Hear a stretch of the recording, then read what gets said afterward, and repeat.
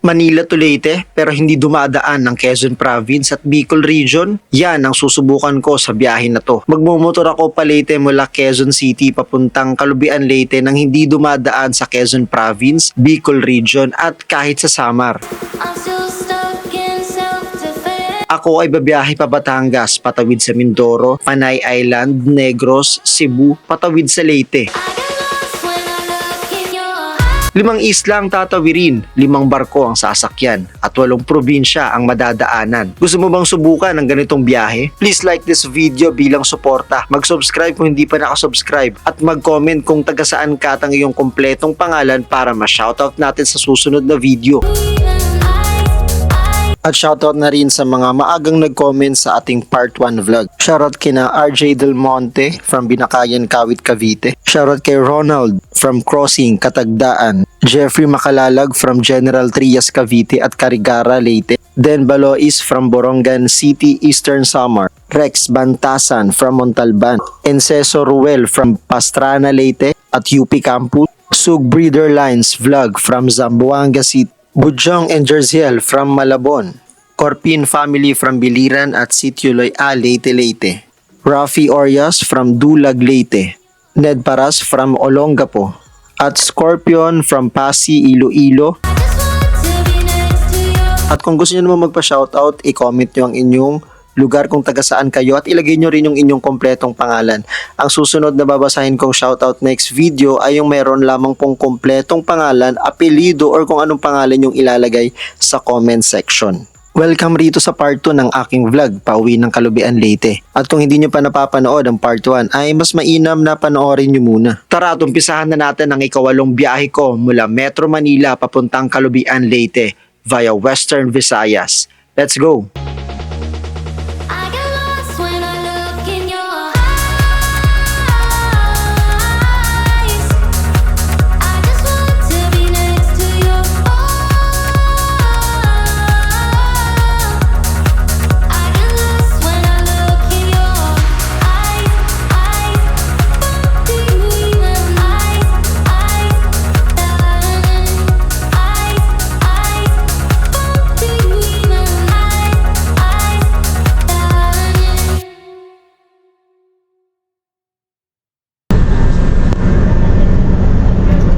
So guys, ang oras ngayon ay 10:46 PM at eto kakadaong lang ng Roro dito sa may Katiklan Port, dito sa Panay Island, dito sa Aklan.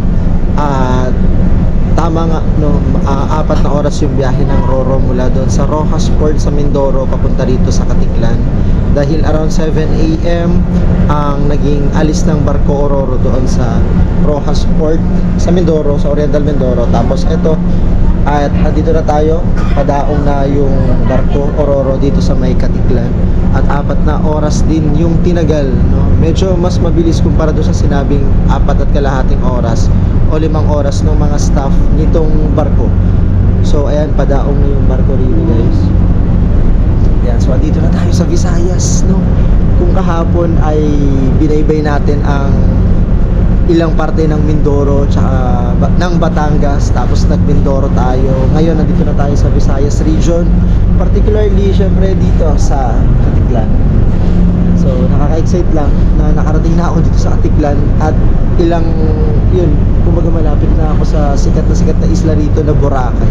Anyway, nakatulog naman ako kanina dahil nasa business class tayo, di ba? Hindi lang sa aeroplano may business class, pati rin dito sa barko. So maayos yung naging upuan natin kanina, nakatulog ako ng maayos. Siguro dire-diretsong tulog ko ay 3 hours. Pwede na yun at magiging sapat na yun para idire-diretso ko yung biyahe kahit gabi. Hindi naman nakakatakot bumiyahe ng gabi as long as sakto lang, chill ride lang, mabagal lang yung takbo, no, para namamasyal lang kahit madilim pa yung paligid. So hinihintay ko lang na, o hinihintay lang namin dito na dumaong na yung barko para yun, makababa na pa-explore or makabiyahe na ulit tayo. So yun lang guys, tara baba na tayo. Andito na tayo ngayon sa Katiklan Port dito sa Visayas or dito sa Panay Island. So tara. Yun guys, tara, dito na tayo ngayon sa Katiklan Port. At ito na si ADV. Yan guys, 10:55 PM. At tara, yun, dito na tayo ngayon sa Katiklan Port. Wow. Ayusin muna natin dito yung mga bagahe natin. Ayun, sinakyan natin yung barko, guys. At ito na ang Katiklan Port. Ito si ADV. Biruin ninyo, dati bumabiyahe lang siya sa Bicol, Samar or Quezon Province papuntang Leyte. Ngayon, dito kami dumaan sa Katiklan at napakasaya lang na nakarating na, no? Napakasaya lang or napakasaya ko na nakarating ako rito sa Katiklan. Although kahit madilim kasi gabi pa, kahit alam mo yun, wala masyadong view tayong makikita dahil madilim, mas masaya sa pakiramdam dahil nakabiyahe, nakadaan ako rito na syempre ito yung ruta na parang hindi mo or bakit mo susubukan yung ganitong ruta, napaka gastos nga, tapos napakalayo kung titignan.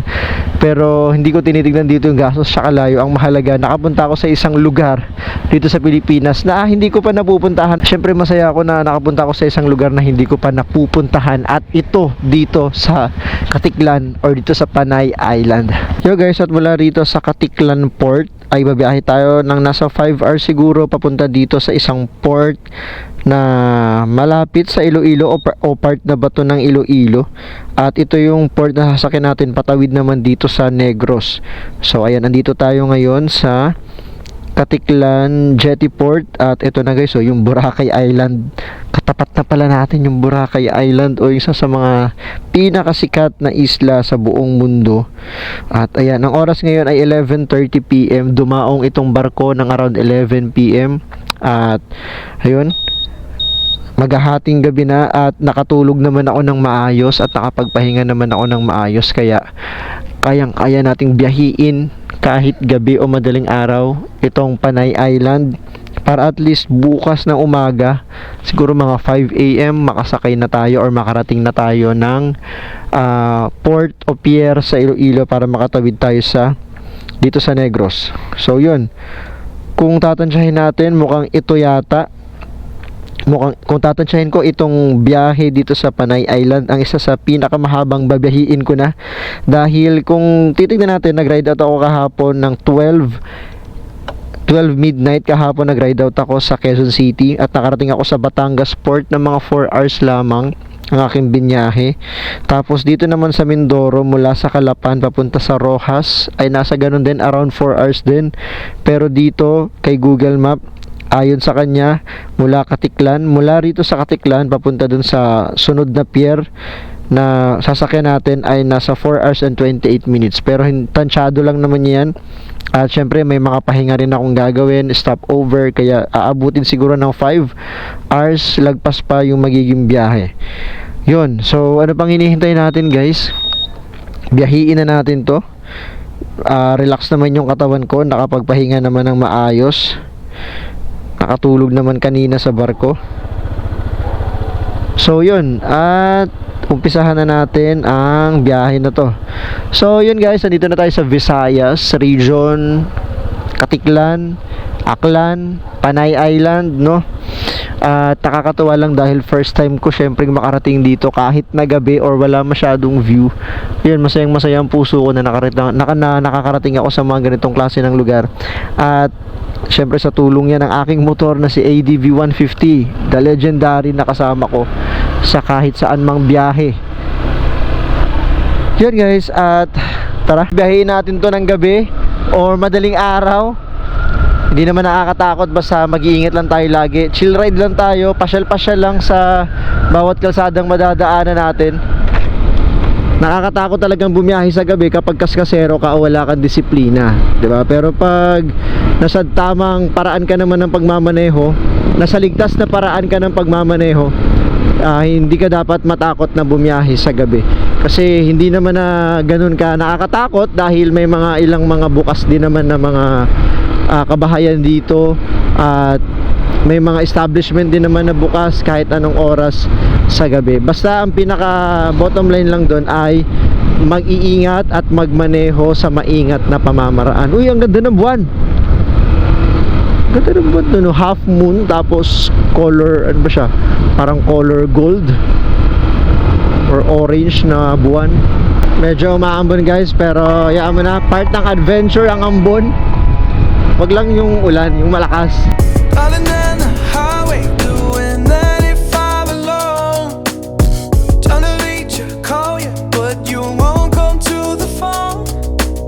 Dumadaan tayo ngayon dito sa bayan ng Nabas, sa probinsya pa rin ng Aklan. At medyo malamig na ang hangin dito. To go. Wait lang, merong signage. Pandan, Antique, Kalibo. Yan, kakaliwa tayo dito sa may Kalibo. Pakalibo tayo. Ayun, diretso pala na yon, Antique. Pero hindi tayo dadaan ng Antique. Tayo ay papuntang Kalibo, tapos dadaan tayo ng Capiz. Pag dyan tayo sa may Antique, medyo malayo na kasing iikutan yan. Tara, tara. Change your energy, yeah, you switch things up. Now you seem brand new to me. But was that even for? Was you playing your games? Was you really bored? No. Oh, I really should've known. Be with that and right to. At mukhang pabukid na naman to, pabundok na naman. Paahon na naman guys, at saka mga kurbadang daan. Napaka-challenging dumaan sa mga ganito. Kurbada, tapos bundok, tapos wala kang makakasabay sa kalsada, tapos sobrang dilim pa. Tapos ang lamig pa ng hangin dito. After all this time, Pag magpapatalo ka sa takot mo, talagang matatakot ka talaga. Hindi ka talaga susubok na dumaan dito. Tapos may mga aso-aso pa sa gilid oh. after all this time, this was here for us. Ayun, kasi yung feeling ng kalsada rito guys, sobrang lamig ng hangin. Kurbada yung kalsada, sobrang dilim. Tsaka bulubundukin o bundok na itong dinadaanan natin, diba? Kaya nakakatakot talaga pag di ka nasanay sa mga ganitong klase ng kalsada. Don't wanna try. Thought your love was real, but it never was. Now you can't decide. Oh. Kanan tayo rito. Pag diniretso natin, Tangalan, bayan ng Tangalan, yun yung kanilang town proper. Dito tayo sa bypass road, para hindi na tayo dadaan ng town proper. Mukha namang maayos yung kanilang bypass road. Ibig ko sabihin, mukha naman siyang hindi bundok. Patag na patag lang naman siguro to, itong bypass road na to. At ayun nga, ayun, ang ganda ng bypass road dito sa Tangalan no? Malawak, tapos may mga ilaw pa, tsaka patag lang. Kaya chill ride lang. At saka may mga bukas din naman pala ng mga ano rito. At may ilang mga truck din na dito nagpapahinga sa bayan ng Tangalan. Sarap talaga pag ganitong oras ka nagdodrive, kasi wala kang makakasabay sa kalsada. Kaya hindi ka maiilang ba. Meron lang iba ditong mga aso-aso. Sila chow chow. Chow chow. Ayun, ganda ng bypass road dito sa Tangalan. Malawak. Tsaka maliwanag. Kasi yung ibang mga bypass road, nung parang hinahayaan lang nila na madilim yung paligid. Kaya may ibang parte sa Samar, may mga bypass road doon na hindi ko dinadaanan. Kahit sa Bicol din. Dahil nga masyadong madilim, nakakatakot sa mga bypass road na ganun.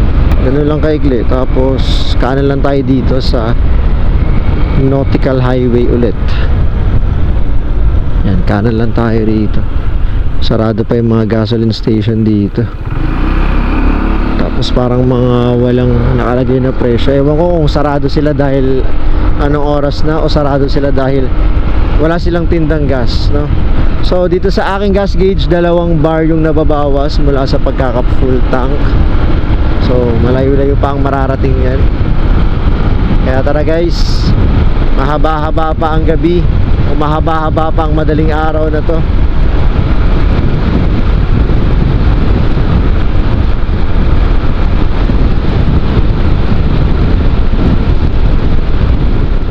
So ang oras ay 1:15 AM at magdadalawang oras na mula nung bumiyahe ako or nag-ride out tayo doon sa Katiklan Port. At ito, andito ako sa Kalibo o Arko ng Kalibo, Aklan. Nagpa-picture lang ako kasi ang ganda, tignan nyo mabuti guys. Ang ganda ng arko nila, no? Ayan ang arko ng Kalibo. Tapos ayun, meron lang mga maskara. Or tama ba? Maskara yan, ano? Yan, tapos yun yung arko ng Kalibo. So yun lang, ang ganda lang, na-attract lang ako dun sa ganda or sa kulay ng kanilang arko. Dahil bibihira yung mga ganyang klase ng arko, yung parang pinagkagastusan talaga, as in pinaganda na pang welcome sa mga dumadaan o bumibisita rito. So yun lang guys, nagpicture lang ako and then ride out na ulit tayo. Tara!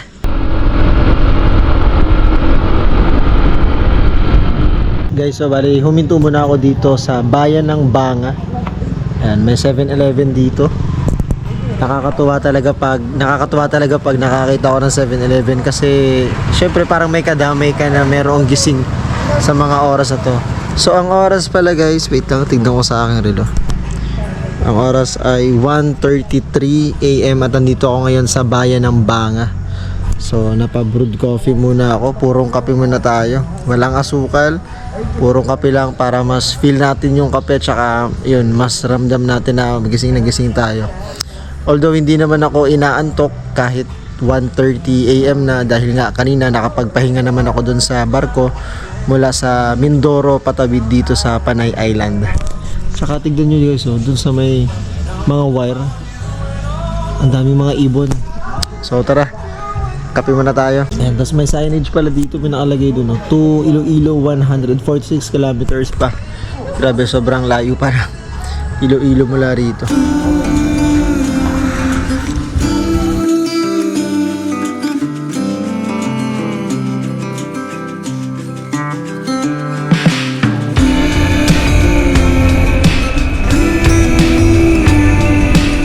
Okay. So dito pala ay bayan ng Altavas. Altavas or Altavas. Afternoon, or meet me at twilight. Mambusao. Basta Mambusao Capiz guys. Tara. Send me blank postcards. At mukhang umulan dito. Buti na lang at dumadaan ako ngayon dito na wala ng ulan. Dahil sobrang basang-basa yung kalsado. Malamang malakas yung ulan dito. Oras guys ay 3:41 AM. At napakalamig pa rin ng hangin dito sa Sigma Capiz. Tulad nga ng binabanggit ko ay basang-basa yung kalsada rito. Buti na lang dumadaan ako dito ngayon ng wala ng ulan.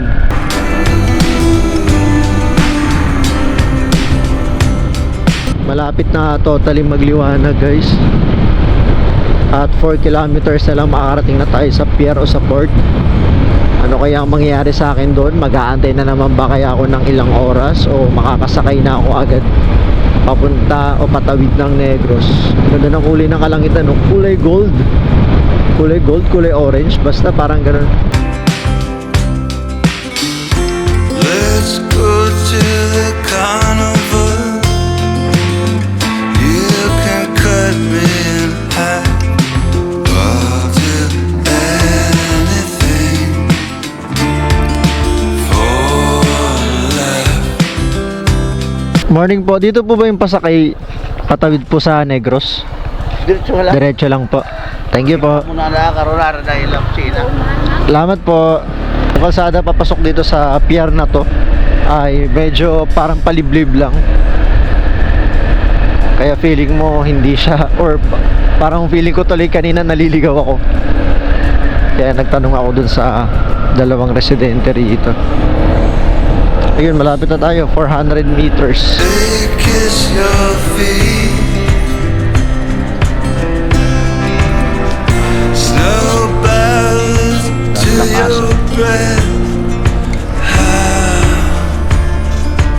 Sana di na mahaba yung mga Can I compete? Ayan, 100 meters. So ito nga. Ito pala. Okay. So parang dulo siya. So eto. Ayan, makikita naman natin pala dito.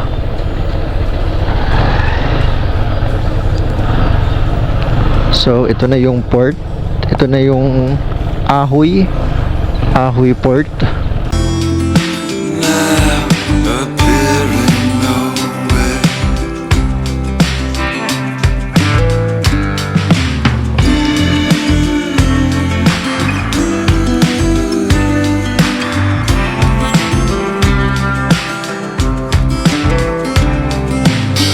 Opo, Panegros po.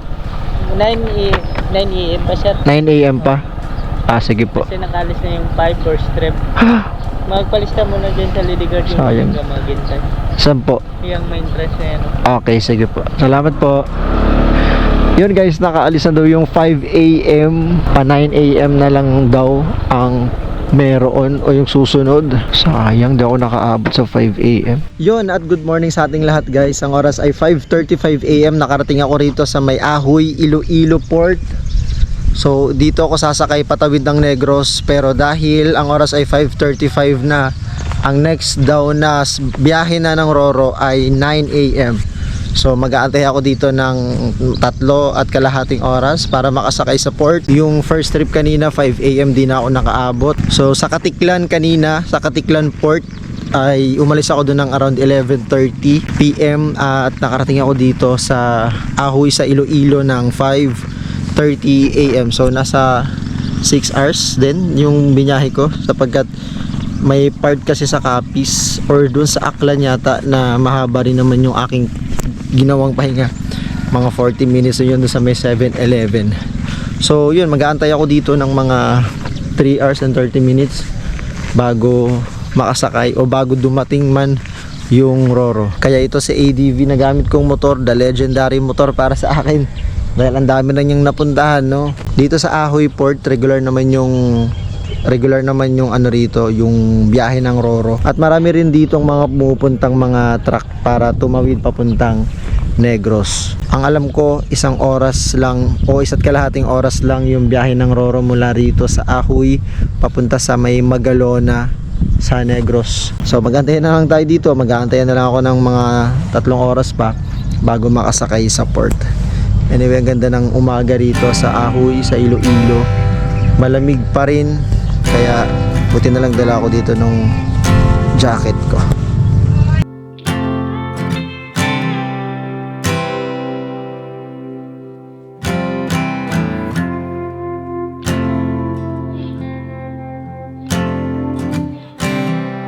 And when you go, I will fall back apart.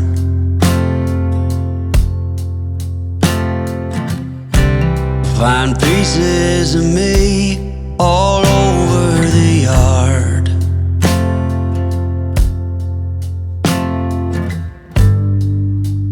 In this house of cards.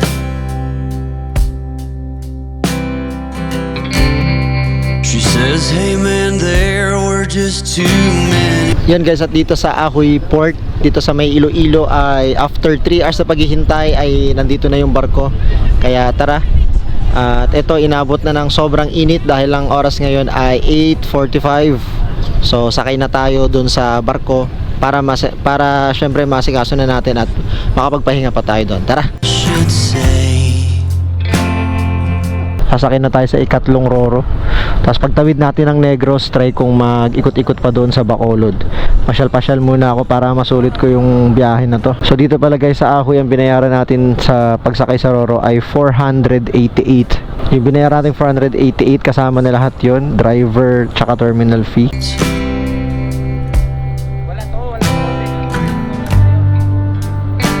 With only hearts.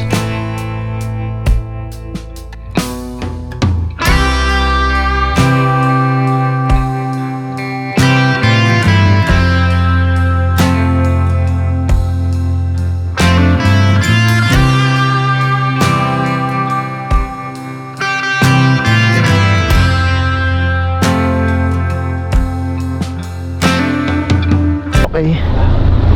Nakasampa na ako sa motor at yun. Let's go. Tara, good morning Negros Occidental. Yun. Alright. At eto, andito na ako sa Negros Occidental. Lah, grabe naman yung kalsada dito. Dahan-dahan lang tayo.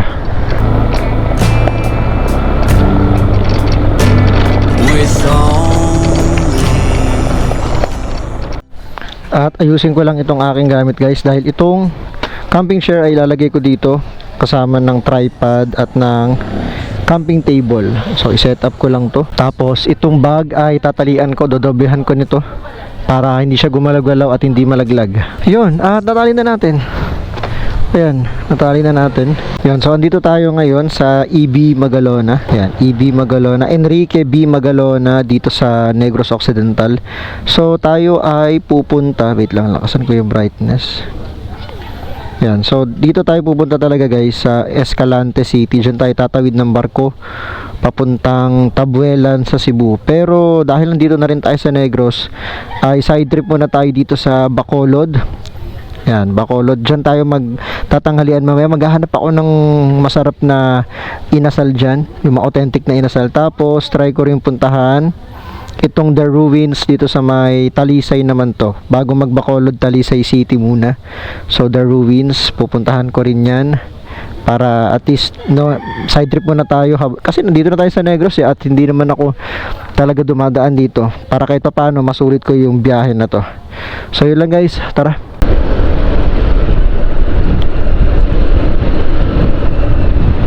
At sa dulo nitong kalsada mula sa port ng EB Magalona, kanan tayo dito papunta to ng Bacolod. Doon sana tayo sa may pakaliwa papuntang Escalante, pero side trip muna tayo dito sa Bacolod. Itong Bacolod, Talisay City, talagang sasadyain natin siya kasi papunta sa pier ng Escalante hindi ko sana siya madadaanan, pero dahil gusto kong gumala-gala muna rito. Calling down my name.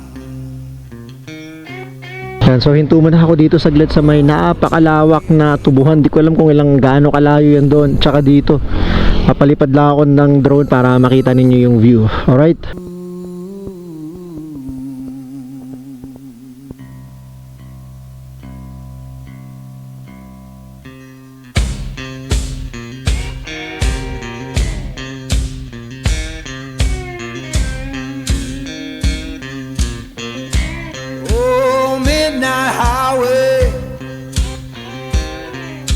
Shining just like sin. Ayun, at merong gasolinahan dito. 2 bar na lang yung aking nasa gas gauge.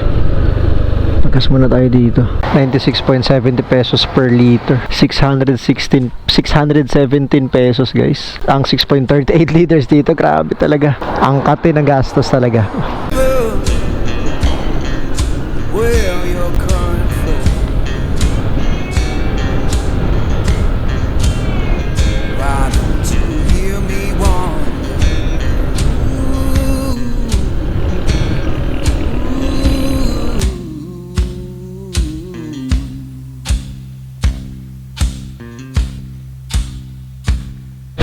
Uy, may nakalagay, welcome DPWH Bacolod City. Picture tayo, pipicture ako kahit mainit. Papapicture ako guys. Oh, stop your freight train. Let a lost man ride. Why don't you hear me wonder? Ooh, ooh. Yun guys, at nandito ako ngayon sa isang inasalan dito sa Bacolod, ang Lola Nena's Barbecue House. So try natin kung masarap ba. Let's go. So ayun, nakikita tayo dun sa loob. May ano ng salamin dun. Tara. Why don't you hear me wonder? Ooh, ooh.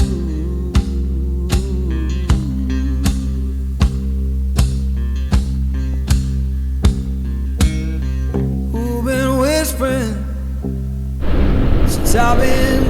been so long. Freedom calling.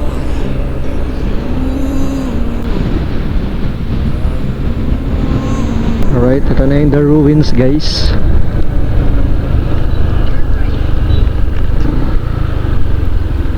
Ayan, meron naman nakalagay The Ruins, tapos entrance. So kaya pwede mag-park ang mga motorsiklo. Ang laki pala ng parking space nila rito. Yes guys, nandito na tayo ngayon sa The Ruins. Ito sa may Talisay City, dito sa may Negros. So nagbayad lang tayo ng 150 pesos na entrance fee. At yun, makakapasok na tayo. Bawal lang pala dito magpalipad ng drone, bawal ang pet, bawal ang manigarilyo syempre, at bawal din ang mga pagkain na galing sa labas.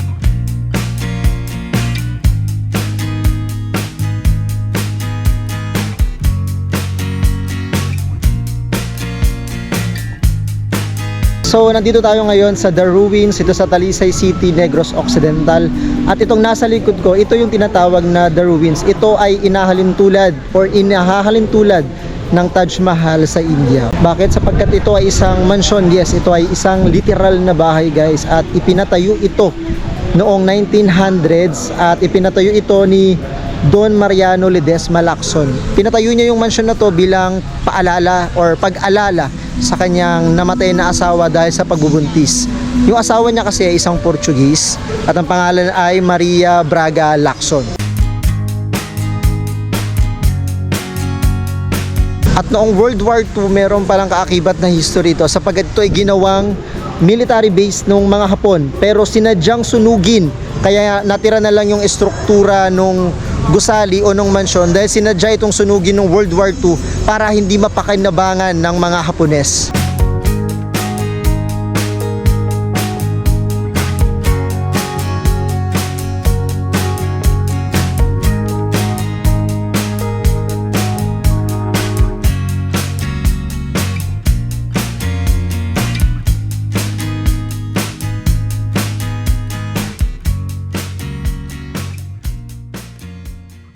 At ngayon guys ay pupunta na tayo ng Escalante City. Merong port o merong pier doon patawid ng Cebu at doon tayo sasakay.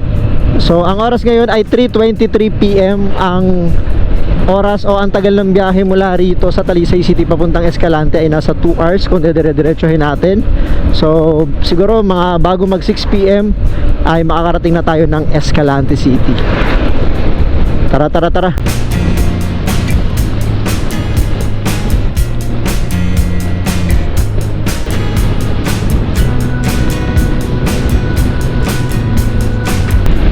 Sa dulo nitong economic highway dito sa Negros ay kanan tayo dito guys papunta ng Escalante City. Ito ay Osmeña, tama ba? Osmeña Highway kung di ako nagkakamali. So 1 hour and 10 minutes sabi ni Google bago tayo makarating dun sa port sa Escalante. So may layong 63 kilometers mula rito.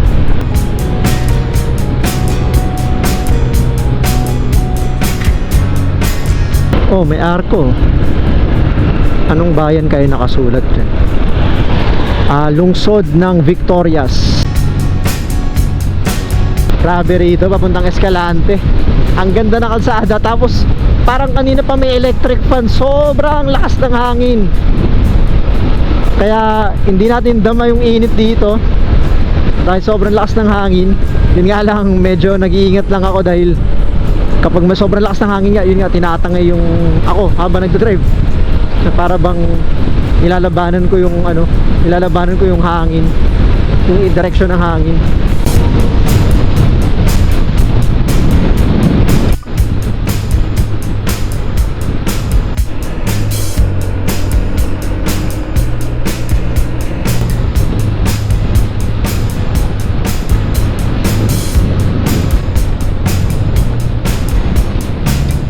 Yo, time check tayo guys, 4:55 PM at andito tayo sa Sagay City. Dito pa rin sa Negros. Ang ganda ng park dito sa Sagay. So, merong rebulto doon ni Dr. Jose Rizal. May station, tapos may stadium sila, napakaganda. So yun, napakalawak lang, nakaka-amaze lang na merong ganitong mga klase ng lugar. At malapit na tayo sa Escalante, 20 kilometers na lang. Mga 30 minutes na lang makakarating na tayo doon.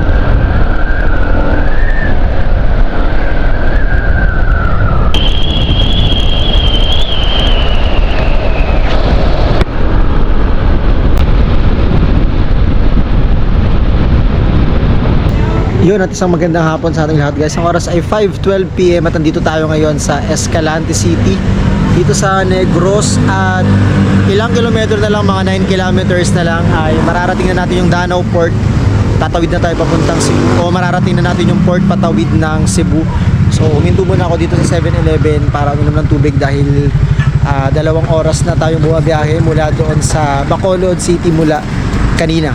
So yun, para at least pagdating dun sa port ay titingnan na natin kung makakatawid ba tayo agad o maghihintay na naman tayo ng ilang oras. Dito pala sa Escalante City, ang karamihan na sa mga tao rito, ang salita ay Bisaya. May pailan-ilan pa rin na Ilonggo, pero yung mga natanong ko kanina sa 7-Eleven kung saan ako nag-stopover para uminom ng tubig ay Bisaya, Cebuano yung salita daw dito. Tapos habang kanina nakatambay ako doon sa 7-Eleven ay merong nakakilala sa atin na subscriber.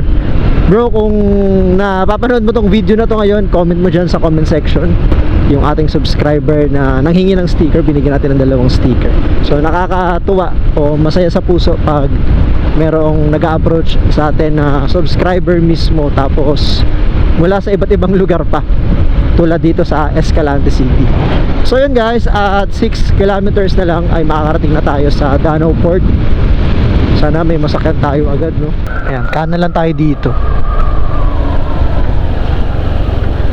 Ito yung pa Barcelona. Yun, may signage Barcelona Port.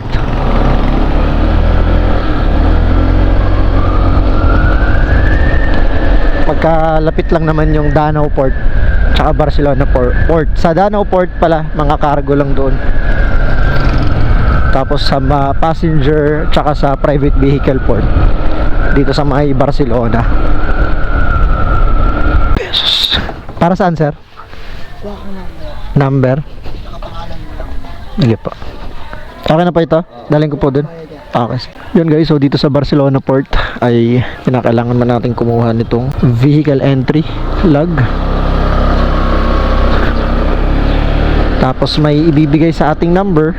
Ayan, Barcelona Port. Ito yun. Pero makakahabol pa. Yun guys, at dito tayo sa Barcelona Port. Dito pa rin yan sa Escalante. Tapos sa ticket, sir? Sa barko. Sa barko na po. Buti nakaabot pa ba ako, sir, no? Oo, abot ka. Baba na. Abot pa. Ito lang po pakita ko. Okay po. 70. Thank you po. Yun guys, at nagbigay lang tayo ng 70 pesos para sa... Saan to? Basta. Ay, sorry. Ito pala yung motor ko.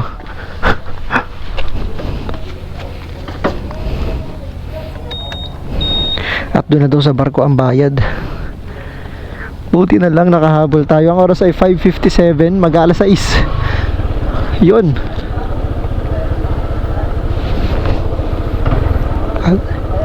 Po? Nang 70 po.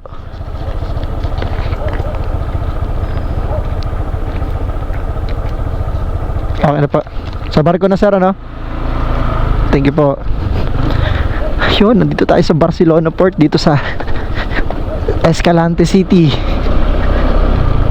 Nakahabol pa tayo. Kaso malubak. Okay, so yung 70 pesos pala ay terminal fee yun. So pagkakaalam ko, terminal fee.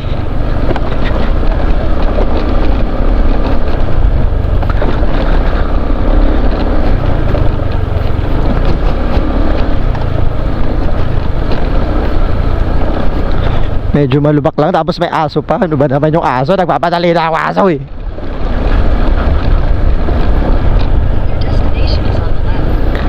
Yun. Habol pa. Wala nang ORCR. Diretso pasok na. Pasok na po. Saan, sir? Sa kaliwa? Kaliwa. Sinter. Sige po. Ano naman dyan? Pumasok agad.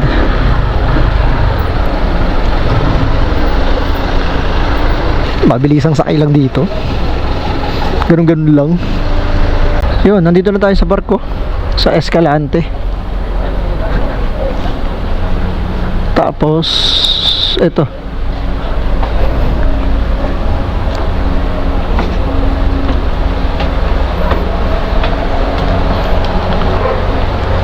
$700.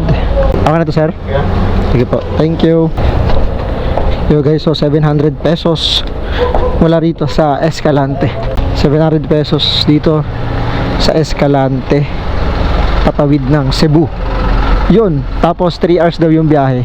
So kukunin ko yung aking camping chair para mahigaan ako na nakaka-relax doon sa taas. Alright? We were sparks on quiet streets, two hearts finding where to meet. But life pulled us apart, left me torn. Yun guys, isang magandang gabi sa lahat. Ang oras ay 8 PM na at nandito tayo ngayon sa Escalante City. At nakasakay na tayo ng Roro. Pagdating natin dito sa Barcelona Port sa Escalante City, ayun, dumiretso na tayo. At ang binayaran natin dito, patawid ng Tabuelan, Cebu ay 700 pesos. 770 pesos. 700 pesos yung bayad sa barko, tapos 70 pesos naman yung bayad sa terminal fee. So 770 lahat yung binayaran natin. So tinanong ko kanina kung ilang oras yung biyahe mula rito sa Escalante papuntang Tabuelan sa Cebu. Abot daw ng 3 hours. So kung 3 hours yun at ang oras ngayon ay 6, kung 7 man ito, aalis yung barko around 10 or 11, mga ganun, tansya-tansya lang, kaya nandun na tayo sa Cebu. And then pagdating doon, i-assess ko yung sarili ko kung kaya ko ba bang bumiyahe papuntang Bugo City, patawid naman ng Palumpon, Leyte. Pag hindi ko na kaya, hanap na lang ako ng pwedeng matutulugan or kung saan man, depende sa sitwasyon na mangyari sa akin doon sa Cebu. Kailan natin umalis yung barko, then yun, malapit na tayo sa Cebu. So ito yung pang-apat na sakay natin from Manila papuntang Leyte. So kung ito ay pang-apat, meron na lang natitira na isa sa Bugo City papunta ng Palumpon sa Leyte. So yun lang guys. Ball in your hands felt warm.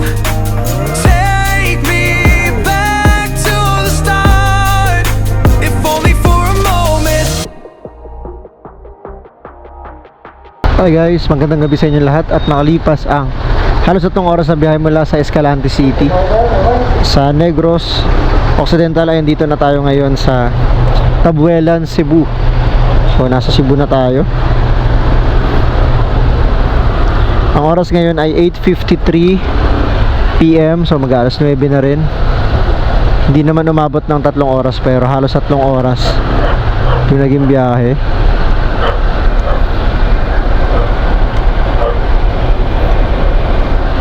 At dahil inabot na tayo ng alas 9 rito sa Cebu, ay dito na rin ako maghahapunan, kakain, and then mula rito sa Cebu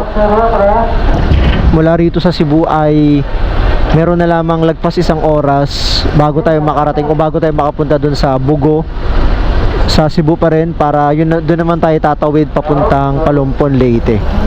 Pero di ko lang alam din yung schedule talaga ng mga biyahe ng mga barko. Dito kanina sa ferryboat habang nakasakay tayo, nakapagpahinga naman ako. Buti na lang talaga meron akong dalang camping chair sapagkat ito yung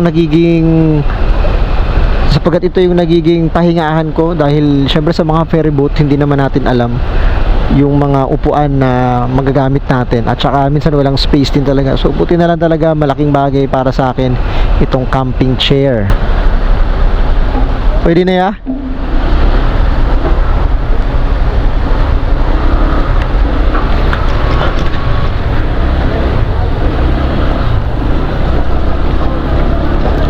Yeah. May nahilo pa. Nahilo pa yung babae, si nanay. Sure guys, at nandito na tayo ngayon sa Tabuelan, Cebu. Hi guys, magandang gabi sa lahat. At nandito na tayo ngayon sa Tabuelan dito sa Cebu. Mga halos 3 oras din yung naging biyahe mula sa Escalante City sa Negros Occidental. At so ito yung pang-apat na tawid natin mula Metro Manila. So yung una syempre Batangas to Mindoro, sunod Mindoro to Panay Island, sunod Panay Island to Negros, at ito namang Negros to dito sa Cebu. At ngayon, so dahil apat na yon, meron na lang tayong isang tatawiran o isang sasakyang Roro papuntang Kalubian, Leyte. At doon tayo sasakay sa Bugo City. At mula rito sa Tabuelan, siguro mga lagpas isang oras bago tayo makarating sa port doon sa Bugo. And then, di ko rin alam syempre yung oras ng mga biyahe ng Roro doon. At ang oras ngayon ay magna 9 PM, mag-alas 9 na. So, gagawin natin ay maghahapunan lang tayo ngayon dahil hindi pa tayo kumakain simula nung umalis tayo dun sa Bacolod City kanina. So, yun lang guys, tara!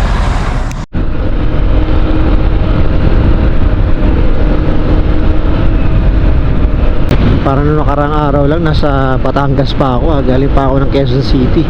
Ngayon, nandito na ako sa Cebu. Napakasarap sa pakiramdam. Yung gastos talagang normal. Siyempre, pag gusto mong gumala o pumunta kung saan papagastos ka talaga. Pero ang gusto ko naman dito sa biyahe na to ay yung experience talaga. Yung mapuntahan ko, yung kahit madaanan ko lang yung mga lugar na never ko pang napuntahan. At masayang masaya ang puso ko dun. Marami ako mga babauning memories base sa aking mga naging experience sa biyahe na to. So nakaapat na sakay na tayo ng Roro. Biruin niyo kung sinunod ko lang o kung doon ako sa talagang normal na way pauwi ng Leyte, isang Roro lang. Meron pang from Matnog to Kalubian doon sa bayan namin, diba? Mas mabilis doon at mas simple ang pagbiyahe. Pero ito, 5 sakay ng Roro, nakakaapat na tayo. Meron na lang tayong isang sasakyang patawid. At may kanya-kanya naman tayong paraan kung paano mapapasaya yung ating mga sarili.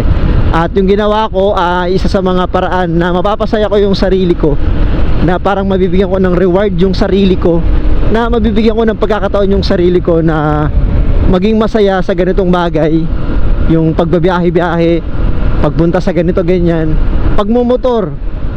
Yung biyahe natin mula kanina doon sa pier, maikli lang, as in wala pang isang oras sana. Kaso dahil sa mga lubak dito sa Cebu, naabutin pa yata tayo nalagpas isang oras dito. Ay no, grabe yung mga, tsaka hindi lang siya basta lubak, may mga bato-bato maliliit, kaya once na hindi mo kabisado dito, kaya nalingat ka, tapos mabilis takbo mo, malamang semplang ka talaga.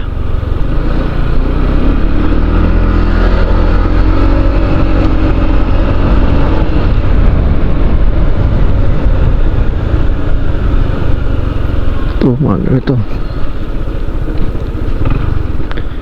saan magta-turn right? Ano ginagawa nung Google Map?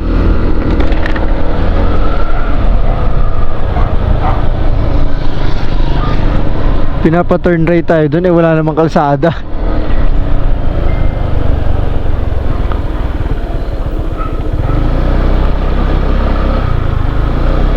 Ano yun? Wait nga.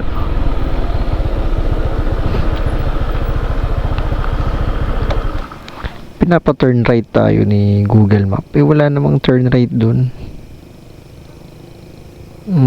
Daan lang ito ng Huwag tayo dumaan dyan. Dun tayo, dire-diretso lang natin to. Tara, pinapakanan tayo dun ni Google Map. So pag ganun talaga guys na medyo alanganin, double check nyo talaga, kasi pinapakanan ako dito, mga kabahayan lang yan dyan, malamang walang street light dyan o madilim dyan, mga bahay-bahay lang nandyan.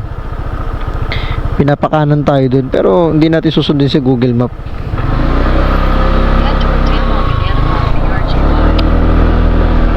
Pag may mga ganong eksena na alanganin yung daanan or pinapadaan kayo ni Google Map sa ganito ganyan, i-double check nyo, wag nyo agad-agad na susundin na kumanan kayo, kumaliwa kayo, lumiko kayo sa ganyan. Ang mahalaga, sa highway tayo lagi dadaan, bukod sa mga bypass. Syempre highway din naman yung bypass road. Pero pag gabi naman, ganito gabi, wala namang traffic, wala namang makakasabay sa kalsada, lagi tayong sa highway lang dadaan, dahil yun ang mas safe at yun ang mas accessible talaga kumpara doon sa tinuturo ni Google Map. Pinapakanan ako doon, wala nga ako nakitang kalsada na ganito na talagang pwedeng daanan ng mga sasakyan, parang motor lang yata makakadaan. Magandang gabi guys, ang oras ay eksakto 10 PM at nandito tayo sa Poblacion San Raimundo. At doon sa kalye na yon ay papunta ng port, patawid ng Palumpon. Ayan, huminto muna tayo dito sa may kanto guys para kumain. Sakto yung binibenta rito ay ayan, barbecue. Tulad nung kinain natin sa Bacolod kanina. Anyway, malapit na lang naman na isang sakay na lang tayo mula sa 5 sakay natin mula Metro Manila. So yun. Pwede naman madawat. So tara guys, kain tayo ng hapunan natin dito sa San Remedios, Cebu. Yan, barbecue, tapos puso, tapos suka, tapos ayun. So tara at maghapunan muna tayo bago tayo dumiretso dun sa pier para pag nandun na tayo, kahit magantay tayo ng ilang oras, basta nakakain na tayo at relax lang tayo dun papunta or patawid tayo ng Palumpon. Spending the night in Dixon.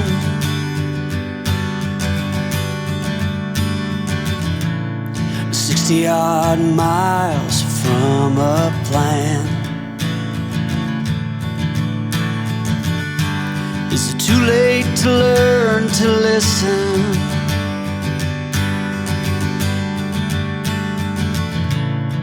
Too late to be. Hi guys, nandito tayo ngayon sa Pulang Bato Port dito sa may Bugo City, Cebu. At nakakuha na tayo ng ticket patawid ng Palumpon, Leyte. Ang oras ngayon ay 11:25 PM at ang alis ng barko dito sa Bugo City papuntang Palumpon ay around 1 AM daw. Andiyan na yung barko pero hindi pa pwedeng sumakay. So nakakuha tayo ng ticket. Yung bayad sa barko patawid ng Palumpon mula rito sa Bugo City ay 1,565 pesos plus 120 pesos na terminal fee. So around naglalaro sa 1,700 pesos yung dapat nating bayaran patawid ng Palumpon, Leyte. At dahil nakaabot na kayo sa last part ng video na to guys, baka pwedeng palike naman. Kung hindi ka pa nakalike, nakarating na ako dito sa Cebu, hindi ka pa rin nakakalike, mag-like ka na, patawid na ako ng Leyte. At huwag nyo kalimutang mag-subscribe. Tapos, uy, inilawan ako ng barko. Ayun na yung barko, inilawan na ako. Mag-subscribe kayo, tsaka mag-comment kayo ng mga gusto nyong itanong or gusto nyong suggestion, opinion dyan sa comment section. Alright? Kasakay na tayo. Coloring miles as we go, a line at a time, or a sad song, offering up purple prose, and I'd find you if I could. Nakasakay na tayo, nandun na sa ADV sa baba. At ito yung ikalimang sakay natin ng Roro sa biyahe na to. Grabe at sobrang challenging ng biyahe na to. Biruin nyo, 5 barko, pang 5 ferry boat, pang 5 tawid ko na ito sa biyahe na itong Manila to Leyte. Pero syempre enjoy ako sa naging biyahe. At ito nga, meron akong camping chair. Essential to sa biyahe ko dahil kapag nasa ferry boat, mas nakaka-relax tayo ng maayos na upo rito at pwede tayo makatulog para sa pagtawid natin sa Palumpon, Leyte ay kung anong oras man doon, babiyahin na tayo papuntang Halubian, Leyte. At makakasave tayo ng energy sa ganitong klase. Meron tayong camping chair kasi yung mga upuan dito ay ganyan guys yung mga upuan, so hindi ka makakatulog dyan, hindi ka makakahiga. Kaya yun, at hindi pa naman umaalis yung barko pero ang itatagal o yung oras ng itatagal ng biyahe mula rito sa Cebu papunta sa Palumpon, Leyte ay mga 3 oras daw. So kung aalis to ng around 1 AM, around 4 AM ay ando na tayo sa Palumpon, Leyte. So yun lang guys, mamaya na lang ulit sa susunod na biyahe natin, magtawid na natin ng Palumpon.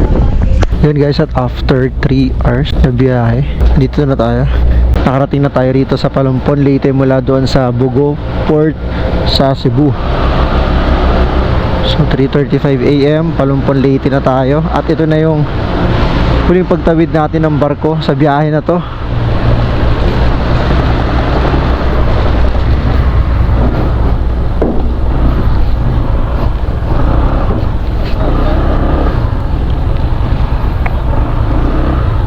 At good morning sa inyong lahat guys.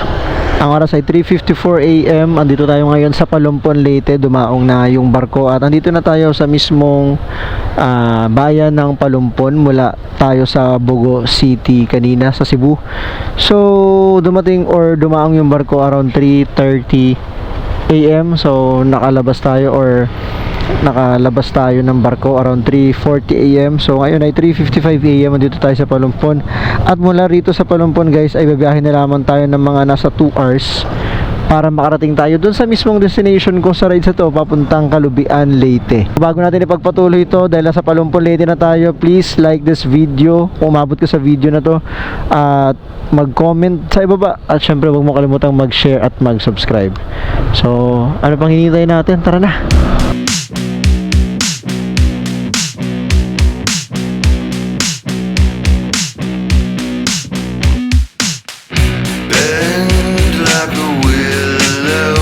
Tayo pala ngayon guys ay nasa Tabango Leyte na tayo.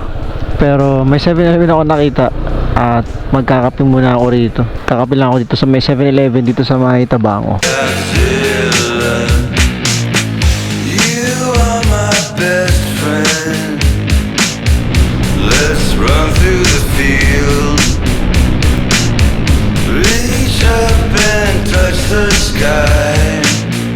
Is it really, really, really real? Bend like a willow, bend like a willow, Godzilla. Bend like a willow, bend like a willow, Godzilla. At andito naman tayo dumadaan ngayon sa San Isidro, Leyte. After dito sa San Isidro, Leyte ay Kalubian, Leyte na. So 16 kilometers mula rito sa San Isidro ay makakarating na tayo ng Kalubian, Leyte. Ang oras ay 6:06 AM. Ang ganda ng panahon. At nakarating ako rito sa Leyte o dito or papuntang Kalubian ng napakagandang panahon. Walang ulan, walang anumang aberya sa daan na nangyari sa akin. Pero lang dun kanina sa may Bogo City, umambulan ng konti. Parang pinakabalang ako. Tapos maya huminto din naman, akala ko magtutuloy-tuloy yung pag-ulan kanina doon or paglakas nung ambon, dahil iniiwasan ko dahil may gamit ako, may backpack ako na walang protekta para sa ulan. Yun, so mga ilang minuto lang umambon, akala ko magtutuloy-tuloy, buti na lang. At andito na tayo sa San Isidro, Leyte. So tara. Like a willow, Godzilla. Bend like a willow, bend like a willow, Godzilla.